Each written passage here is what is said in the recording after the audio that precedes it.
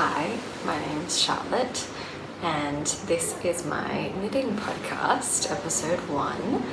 I love to watch these while I'm knitting, and I figured at the moment I have enough things kind of organized in my brain in terms of finished objects and works in progress and things that I would like to knit in the coming months. So I thought I would jump on and make one of these videos, if nothing else to kind of help me organize my own thoughts about what I'm currently working on and what I would like to make in the future. Yeah, I just always find them interesting. It's interesting to see what other people are making and get inspiration. And I don't think there's a lot of Australian knitting podcasters out there. It is a hot climate. We're currently in the middle of summer in Sydney, and it has been very hot and not necessarily definitely not knits wearing weather, hardly knitting weather, but nonetheless, I love to knit, and I can only dream of weather cool enough to wear knitted items again. So I am going to have a very typical format for this video of recently finished objects, works in progress, and acquisitions / things that I am planning on knitting in the future. There are never enough hours in the day for all of the things that you want to make.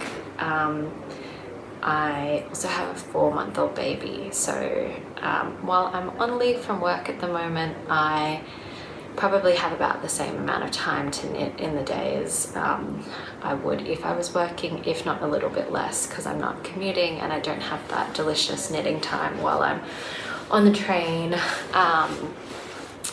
to work, where I can just get stuck into something for a couple of minutes on either side of the working day. So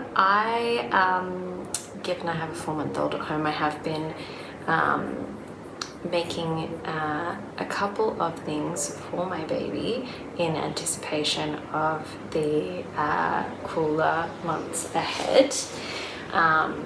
Baby knits are really fun because they are quick and they are good to use up things in the stash, which is something that I'm really trying to do this year while I don't have any. Hopefully you can't hear all those dogs. I don't have strict knitting resolutions or anything like that, but I have been trying to organize my stash and get a sense of what I've got. This whole cupboard behind me is full of wool. It's definitely not the biggest stash by any means, but it's not small, and I can't fit any more wool in there, and so I have promised my partner that I will not buy any more wool until I've worked some of that stash down, whether I've kept to that. Anyway, recently finished objects. I have 4. 3 of them are baby knits. The first one is this little gnome hat by, I will, if I can figure out how to do the editing thing, I will put something up in the corner, or at least put the information down in the description below, and it's all in my Ravelry account anyway, which I'll link as well. This is the little gnome hat. This was knitted from stash. I had some McLochlainn wool in a salmon color, and so it was a perfect kind of combination of this very cute hat that I wanted to knit for my daughter, and it used yarn in my stash, and it's a beautiful color. I don't know if you can pick up, it's picking up kind of the tweediness there, but there is a bit of kind of speckled red and white and hot pink in amongst this nice salmon-y colour. The wool is so airy and lofty and light, so it doesn't feel very kind of heavy at all. This is the 6 to 18 month size. I think my gauge was kind of spot on, but I'm not 100% sure. Because this is a worsted weight and I think the pattern called for a DK. But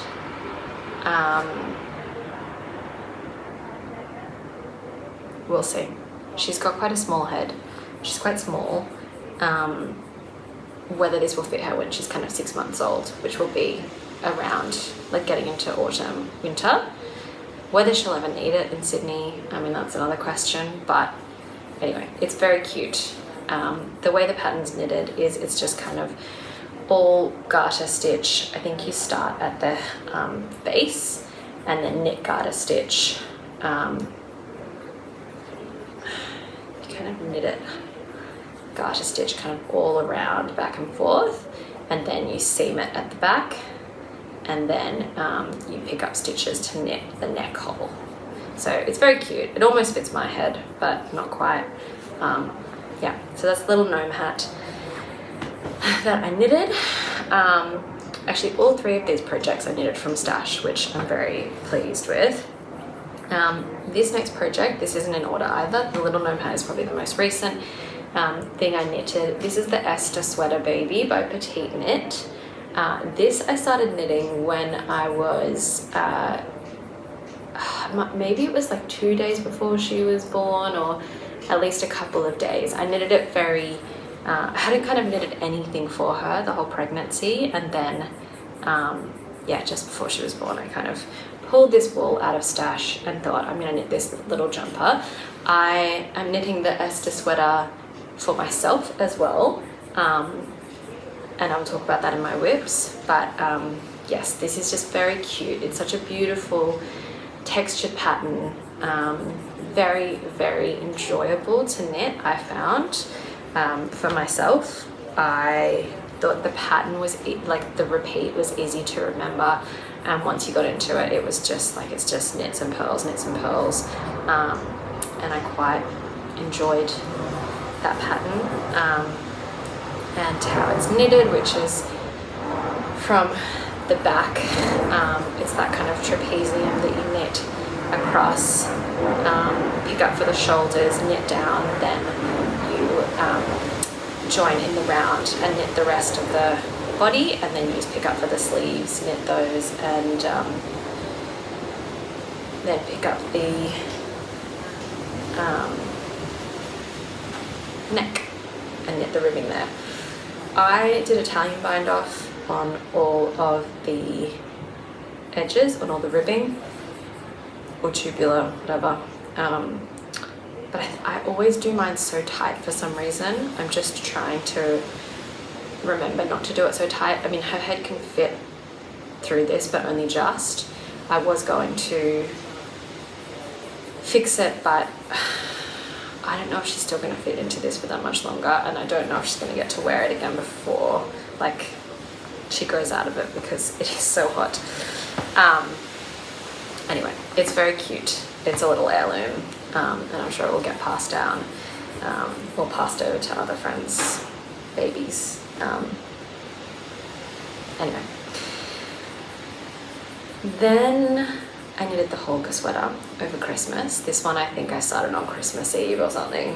I think because around then I was organising my stash and thinking I've got to use some of these scraps that I had, you know, kind of good amounts of.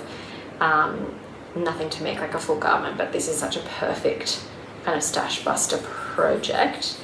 This is another Petite Knit pattern, because she has such cute kids garments, and this is the size 1 to 2 years. The wool is pretty random. I think some of it, this is like a Bendigo Woolen Mills. It's all A-ply. This is a Cleckheaton. I had a lot of Cleckheaton DK wool left over from the blanket. That was kind of the first thing I ever knitted, like a proper garment. Anyway, I love the colours. I love the red neck, which I think Petite does in the kind of the sample in the pictures. The ribbing is a bit messy. In the pattern, I think it's a black ribbing, or like a navy, a different colour, but I couldn't decide what colour I wanted to go along with the red and the green and the pink and the blue, and I just thought it was too much, so I just used the same kind of white tweed for the stripes and the ribbing. Very cute.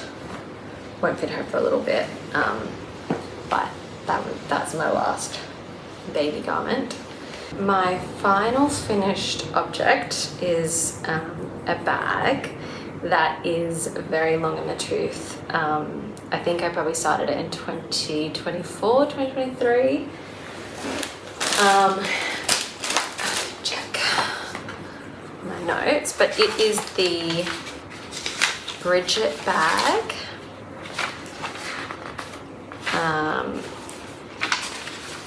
And it is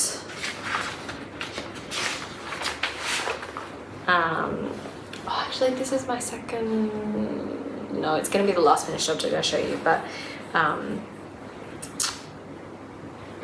this is, so the Brigitte bag by Gregoria Fibers. I love their patterns and I'd wanted to knit one. I still want to knit one of their jumpers, but this is such a beautiful bag. Like, it could be a little beach bag, it could be a knitting bag. It's got this beautiful shell design that almost looks like crochet in the way it knits up, but it's just a bunch of yarn overs, increases, decreases. It took me such a long time to finish because I kept picking it up, putting it down, and never memorized the pattern until right at the end. And so I never enjoyed knitting it because I used to knit it on the train and I would be constantly looking at my phone to check what's the next row, like what's the next pattern. I did memorize it right at the end, and I would have memorized it faster if I hadn't kept picking it up and putting it down so many times. The cast on is a kind of seamless, it doesn't look that seamless, but it is meant to be seamless cast on, joining the bottom, so you kind of, I don't know if it's like Judy's Magic cast on or something. It's clever the way that's designed, and then you kind of just knit in the round, round and round and round, pattern repeat, and then you add an I-cord edge and knit I-cords for the straps, and then you twist the straps and sew them in so they stay twisted, and that's, I think, a beautiful touch. It took me a while when I was reading the instructions to work out where you pick up the I-cord from in each section, but I figured it out. I didn't make any mistakes, so I think it was, reasonably described. It just took me some time. That I finished over Christmas as well. The last finished object, let's just see if I can grab it. Okay, the last finished object is the December stocking by Petite. This is my daughter's Christmas stocking. I wanted to knit it for her, kind of for her first Christmas. I didn't put any presents in there, but it just kind of hung on our balcony door handle and looked very festive. It's in this beautiful kind of tweedy, beigey, grey wool from Spinning Yarns Weaving Tales, a yarn dyer in New South Wales, Australia, definitely, probably New South Wales, in the colour Baileys, and it's kind of got blue. Yeah, it's just, I love this yarn. I used some of it in a jumper a couple of years ago, and then I had a little bit left over, and it was quite similar to the sample that was in the picture for the pattern that I really liked. It's essentially just like knitting a big cabled sock. You do a forethought heel where you have a bit of scrap yarn, which I'd never done before. So that was interesting and quite easy to do. And I did want to like embroider her name somewhere in the ribbing. But I looked into kind of doing duplicate stitch, and I just couldn't work out how it sounded complicated to do on ribbing. Mum said I could just embroider it over the toe, but I didn't think that would be as nice.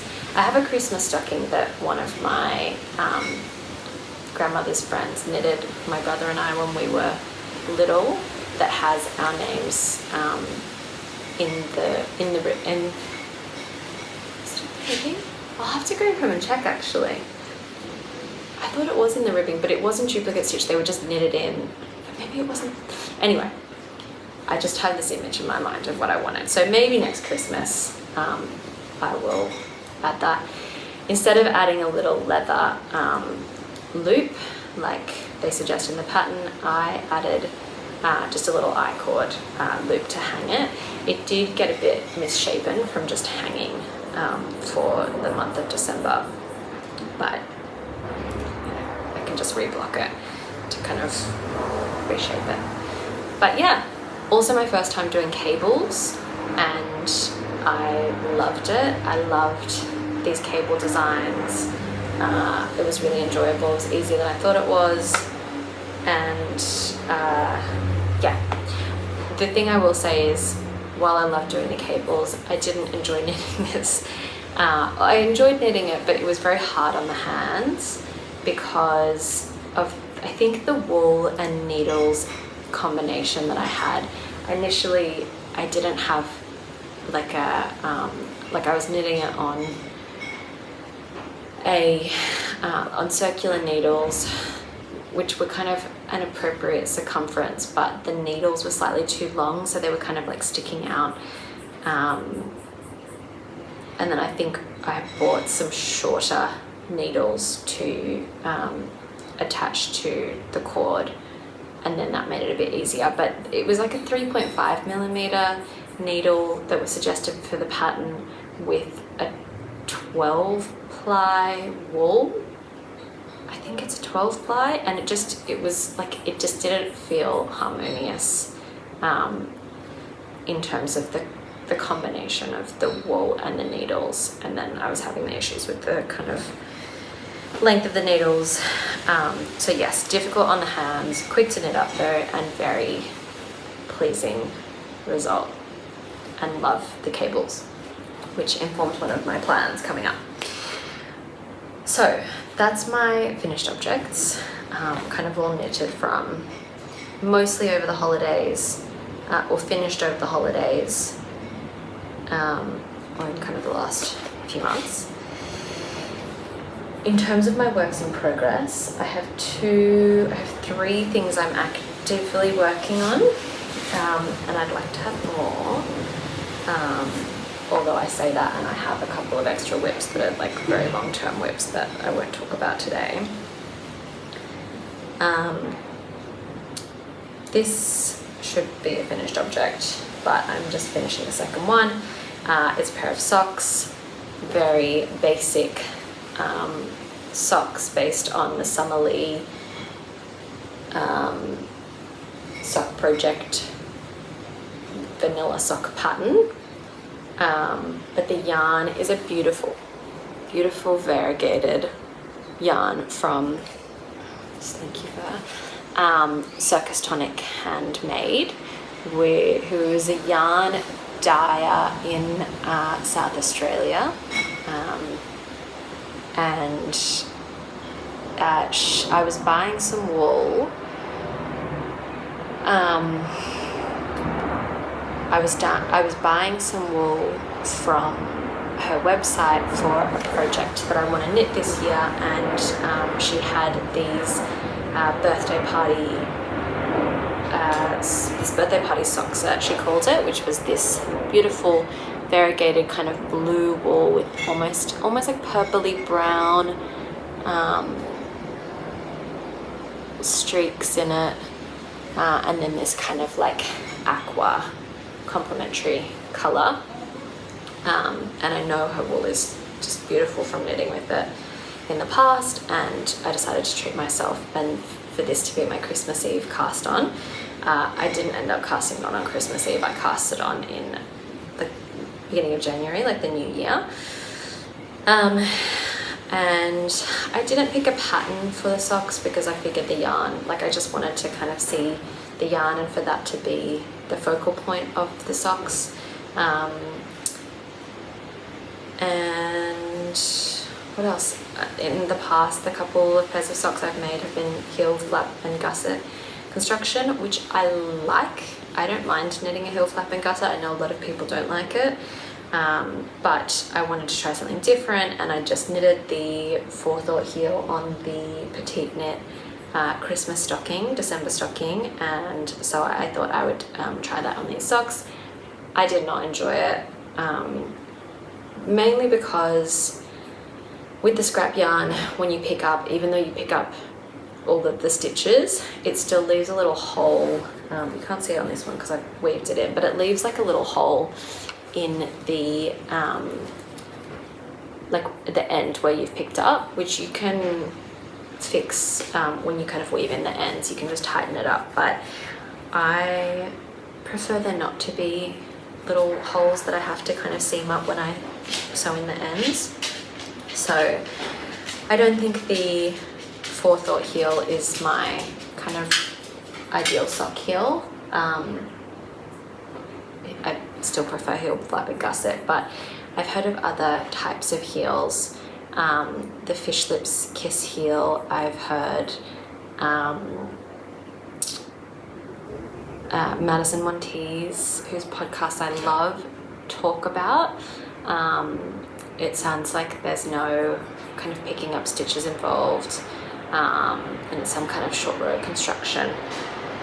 So anyway, I quite like the look of these heels, like the Afterthought, Forethought, Fish Lips Kiss heel on the sock. So yeah, maybe I'll try that for my next pair of socks. But it's a work in progress because I've got that much left of the toe to finish.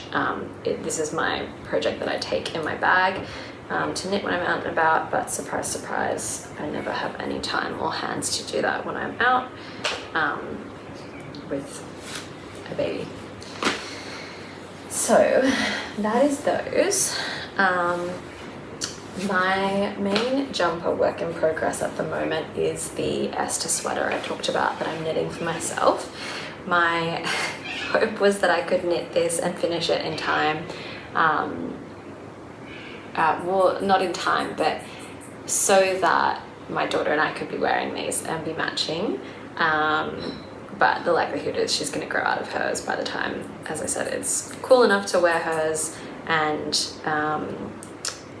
this has taken me a little while to finish because I ran out of wool and I had to buy some more, so I didn't do that for a little while.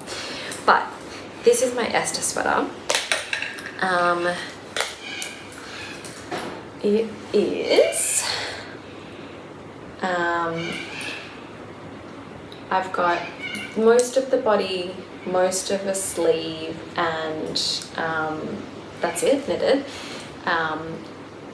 And it is, I bought the yarn for this when I was in Melbourne probably 2 or 3 years ago, but I completely messed up when I bought the wool, and I didn't get the right weight combination wool and I didn't get enough of the merino that I'm knitting with. So the wool I'm using is,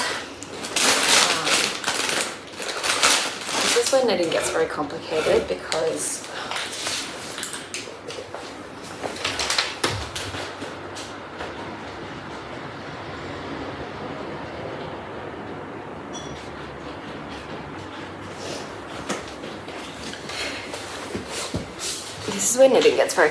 for me because maths is not always my strong suit, except for kind of statistics.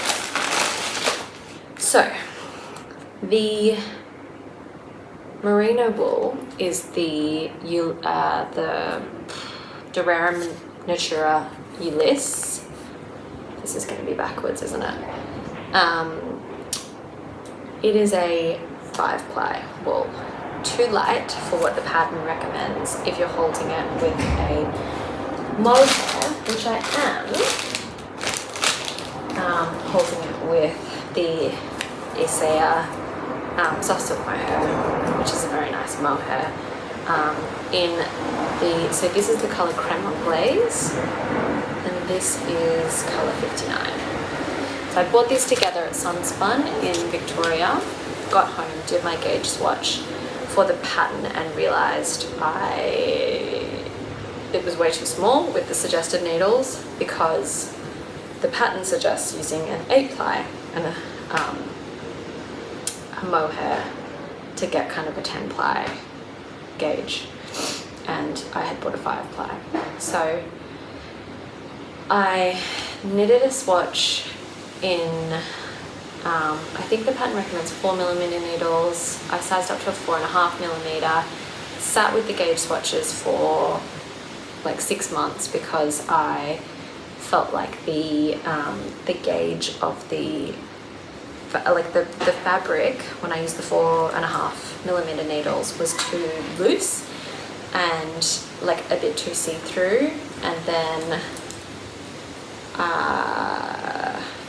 talked about it with Mum. She felt that it looked fine, and then I just ended up biting the bullet and I started knitting it, and it's not really see-through. The pattern was definitely neater and tighter and more beautiful with the smaller needles, but I wanted to kind of get gauge. I didn't want to mess around with trying to knit on a smaller gauge and then like size up in the pattern and just deal with the ramifications of all the different sizes for, you know, like lengths for armholes and things that I would end up with. So I got much closer to gauge, pretty much on gauge, possibly even above gauge when I was measuring the garment recently. I think I might have like one extra stitch compared to what it suggests, but nonetheless, I think it's going to be a good size. I think I'm getting the size small. I wanted it to be a bit oversized and comfy. It's definitely very beautiful and drapey, and I think that's a result of having the that kind of looser gauge with the mohair. It's not as kind of firm. In terms of the fabric, it's quite drapey, which I think will be nice. So, furiously trying to finish this. I'm still enjoying it a lot. Like I said, the pattern repeat is just super enjoyable to knit once you have it memorized. I really don't mind knitting all of the seed stitch, the moss stitch, which is a big part of particularly the armholes. It's just like half moss stitch on the underside, and hopefully I will have that finished in the next couple of weeks because I want to get started on my next kind of textured pattern jumper. I feel like I can't do more than one kind of slightly more complicated jumper design at once because I just that's probably too much, especially at this point in my life with everything I've got going on. But I do wish I had a stockinette jumper on the go, and I've been trying to get the wool for one, but I just haven't. Keep not being able to bed that down, so I have some plans coming up that will hopefully allow me to get stuck in a jumper on the needles. That is the main whip that I'm working on at the moment. The last work in progress is actually in this little basket. This is Billie the Raccoon. So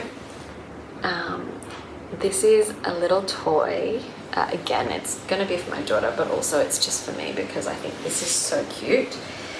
For my birthday last year, my mum bought, she's a big knitter as well, she bought me the Cinthia Vallet Moosh and Friends book with a range of little animals to knit. I was pregnant at the time, and she then proceeded to knit a bear from the book, Moosh the bear, who is away in the bedroom at the moment, but just a beautiful bear. She got a kit from John Arbin, and like the wool is just incredible, the kind of depth of color. Yeah, it was just a very, very beautiful bear. She knitted him the little overalls, and I think she's working on some pajamas for him as well. And then I saw on, again, Madison Montez's podcast that she had knitted some of the animals, I think the squirrel and Billie the raccoon, and I thought I would love to knit one of these little seamless animals and see kind of how it all works, because it's just amazing that there's kind of no seaming involved. You're literally just knitting increases, decreases to create this little creature. And Billie the raccoon is so cute. The wool that I'm using is a soft Donegal fingering weight 4-ply. The grey is wool that I bought for myself to make a cardigan that I have yet to get around to making, and I just thought it would be perfect kind of raccoon colour.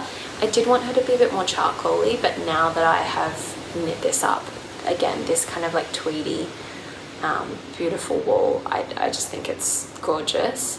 And her face with the darker kind of charcoaly wool is again like the soft Donegal from leftover from a jumper that I knitted for my boyfriend last year. That is my favourite jumper. I've knitted him actually, and I wear it all the time. And then the white is just like a bit of 4-ply from Bendigo Woolen Mills that I had. So Billie has 2 arms and her little face with some safety eyes. The ears are kind of knitted on after you knit the head, some pick-up stitches. She will soon have a body and some legs and a beautiful tail. This is like ultimate concentration project. It's very easy, but it's just so line by line that you have to you just do kind of little steps, and I just do it sometimes when I'm sitting on the couch. I have this little basket with all my little Billie the raccoon wools that I'm using, and I will just knit a little bit of her every so often. But I've been knitting a lot of my Esther sweater recently to try and get that finished so I can get my next jumper on the needles. So she's been a bit neglected for the last week or so, but hopefully I will get that finished shortly. That's all my works in progress, kind of active works in progress, I say, as I look at some of my neglected works in progress in the basket. Although I think I only have one. Anyway. In terms of plans for the kind of future knitting, I have been on a big knitting kick recently, so I've been thinking a lot about what I want to knit next and what wool I'll need for it. I'm also going to be going to the Australian Yarn Show in Canberra at the beginning of March, and so I've been thinking about what wool I might like to buy while I'm there for different projects or projects that I've kind of wanted to knit for a while, that I just haven't found the right yarn for. A project that I do have the wool for though, and this is kind of a recent acquisition slash immediate future plan, is the Treilis Pullover, I think that's how you pronounce it, by Ailbiona McLochlainn. I have been wanting to knit one of Ailbiona's designs for ages. I kind of started, I signed up to her newsletter, which comes out once a week, last year at some point, or maybe the year before that, and I just love her designs. I think they're beautiful and quite unique as well. And she released a couple of months ago the Treilis Pullover, which hopefully I'll have like a beautiful picture of up here. And I just fell in love with it. I don't know if it was right before or after I'd knitted the cables on the December stocking, and I thought, this is it. I want to knit some more cables and make this part pullover. So I have swatched in the wool that I have bought. This is Tandy wool, 8 ply, so it's a DK weight. It's a naturally coloured wool from the Pullover sheep that they have on the farm in Victoria, in a place called it's Wancourt, I think, but the name of the wool is like Tand Wancourt, but Tandy for short. So they have, I really wanted for this jumper, because it was, I think the sample was knitted up in a naturally coloured alpaca merino wool that was this kind of browny taupe colour, and I just thought that's a perfect colour. I wanted to knit with undyed wool and something really kind of sheepy and natural and beautiful, and so I was looking for a little while at what I might want to knit this up in. I saw the Yorkshire Spinners like British yarn maker had like a blue-faced Leicester undyed naturally coloured wool, which I almost used, but then I thought, you know, we have so many sheep in Australia, and some really great kind of yarn suppliers and makers. Surely there's something that I can get more local, so more locally. So yes, Tandy wool. I found this is the color Manigum, so it's kind of applied, I think it's a 2-ply that has kind of a lighter, almost grey color, and then like a more browny wool plied together to make this like this color wool. So it looks like a bit striped on the ball. This is a 100-gram ball, by the way. It's quite big and squishy. And so this is how it knits up in the pattern, which I think is actually meant to be this way. And this is the gauge swatch for the pattern. So it's just beautiful. It looks a little bit like, again, it has that depth of color in a browny taupey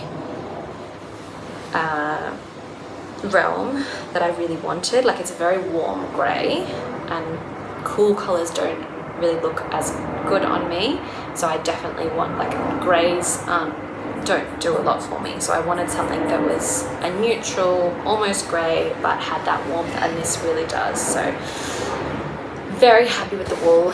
It's so soft and squishy, and the cables look beautiful, and I'm very, very excited to start knitting this jumper. It's like, I think they're cables over 4 stitches, so they're very straightforward. I don't even use a cable needle. I'm not bold enough to not use anything at all and leave the stitches hanging there, but I just use a little stitch marker that kind of is it's like a little plastic stitch marker. It's like a little spiral, so you can just hook the stitches on there while you are knitting to come back to them. So yes, that's the Treilis Pullover by Ailbiona McLochlainn. That is going to be next on my needles, hopefully next time we talk.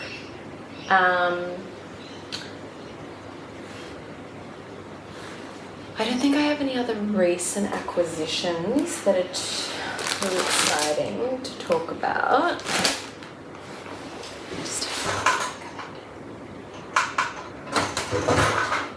No. In terms of other future plans and things that I'm excited to make, I said that I wanted to get on the needles just a plain stockinette jumper that I can take to the movies. Again, wishful thinking, I'm not going to the movies a lot of late, but just if I want to knit but I don't want something that requires any thinking at all, or in the car or wherever, just that like stockinette, so easy, so mindless, knits up quickly because you can just knit on it, pick it up and knit on it at any time.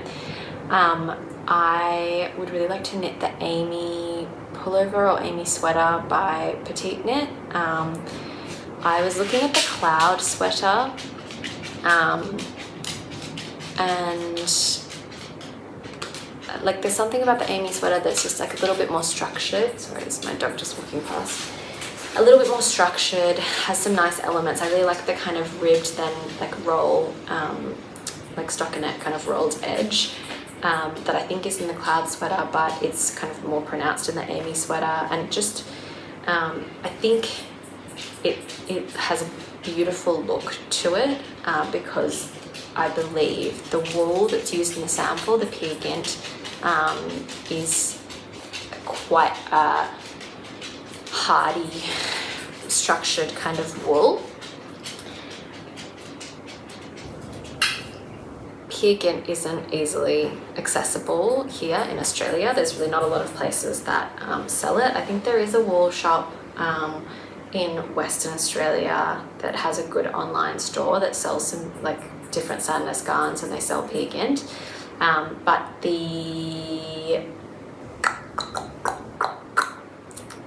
don't have the colour that I want to knit this kind of stockinette jumper in, which is really like a true chartreuse, so like a olive, like sour olive, like acidy green color. Knitting for Olive has just come out with a new color called Green Woodpecker, which is kind of this exact color that I want to use, but I've never knit with their heavy merino, and I've seen people saying that the heavy merino kind of tends to pill more than the regular merino, and that you, like in this podcast was I watching,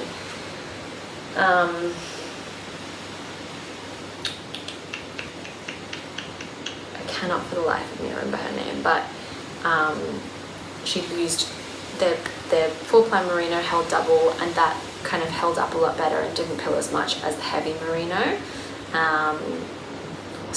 And I think possibly just looking at the wools and having used the Knitting for Olive merino before, the heavy merino is probably a bit softer and drapier than the Peer Gynt would be. So I'm gonna have a look when I go to the yarn show at if they have a colour, maybe not kind of chartreuse,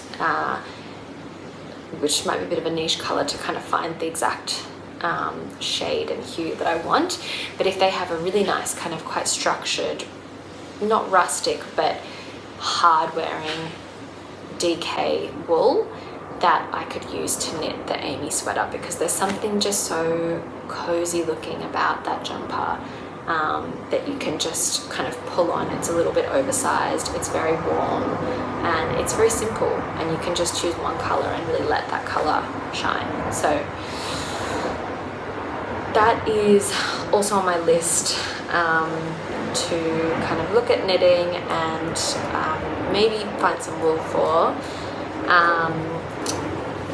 I would like to knit up the cardigan that I mentioned before, the grey cardigan out of this tweedy grey Donegal tweed wool, considering I have like 14 balls of it sitting in the cupboard from like 3 years ago.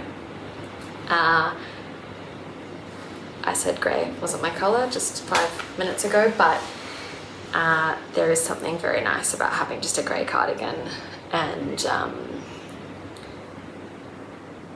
yeah, we'll see if I do that. The thought of all the purling though in a cardigan does put me off a little bit. So there's so many hours in the day and so many things you can make, and so you're always trying to balance that, you know, picking things that are really enjoyable to knit and that won't take forever, and kind of spending the precious time that you have knitting things that, you know, you're going to actually wear and enjoy, and all of that. So can you hear where I'm coming from in my life at the moment? I do have limited time to knit, but yeah. So I don't know if I have anything else in terms of future plans for knitting. I guess I'll show this last thing, which is a couple of swatches I knitted up in the Rowan tweed. For this was gonna, like, I've been thinking of getting a stockinette jumper on the needles that I can pick up and knit. I love this colour in the Rowan tweed, which is, what's it called?